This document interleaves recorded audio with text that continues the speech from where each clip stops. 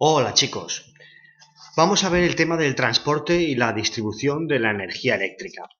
En el punto anterior ya habíamos visto que generamos la corriente eléctrica de distintas formas, ¿vale?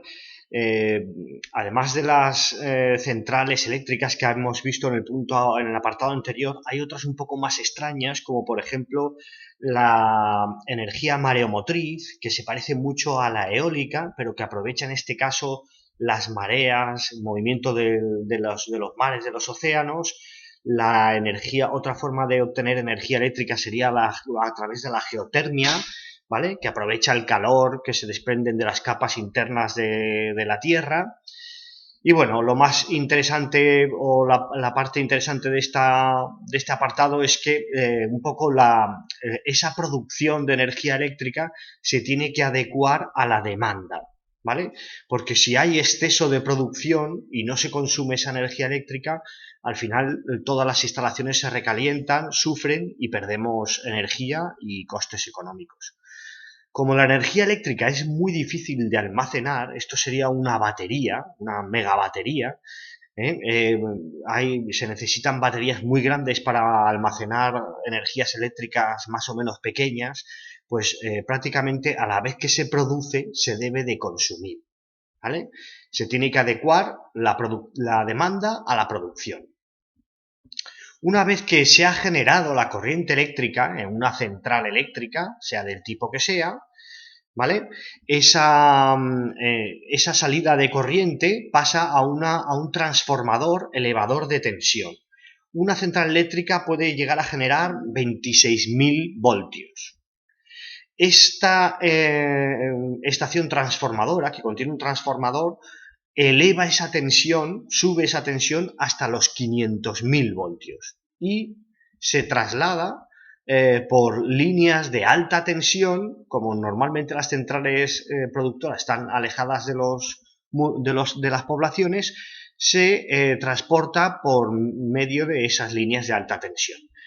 Una vez cerca de las poblaciones hay unas estaciones siempre transformadoras, unas más grandes y otras más pequeñas, que bajan esa tensión de esos 500.000 voltios entre las dos estaciones, las bajan a los 220 voltios, que son lo que consumen las ciudades, los pueblos, las industrias agrícolas o la producción industrial, ¿vale?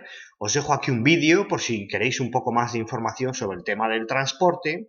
Y ahora os voy a hablar de esos transformadores de los que hemos hablado. Los hay un poco más domésticos, pequeñitos, que son capaces de transformar tensiones más o menos pequeñas, y hay transformadores de estos de generadores, de centrales, que son mucho más grandes, ¿vale? Un transformador siempre consta de las mismas partes. Consta de un núcleo, que son unas placas metálicas imantadas, y de dos bobinados de cobre, de metal, ¿vale? Y funciona como ya hemos visto con el electromagnetismo, ¿vale?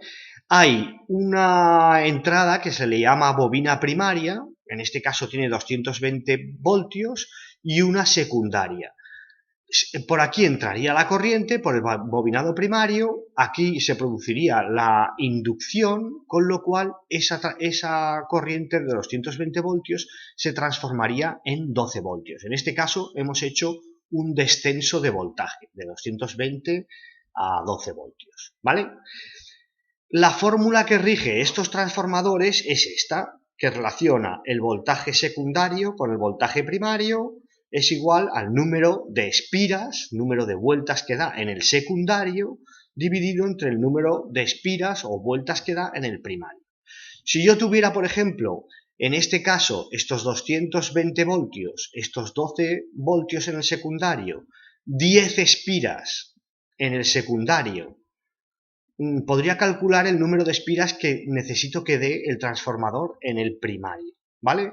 Sustituiría los datos, los 12 voltios del secundario, los 220 del primario, las 10 espiras o vueltas del secundario, y tendría aquí la incógnita que quiero calcular. Multiplicaría en cruz, ¿vale?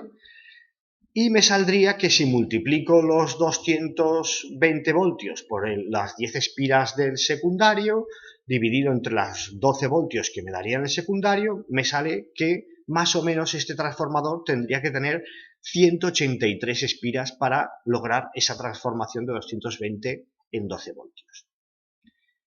Bueno, chicos, hasta luego.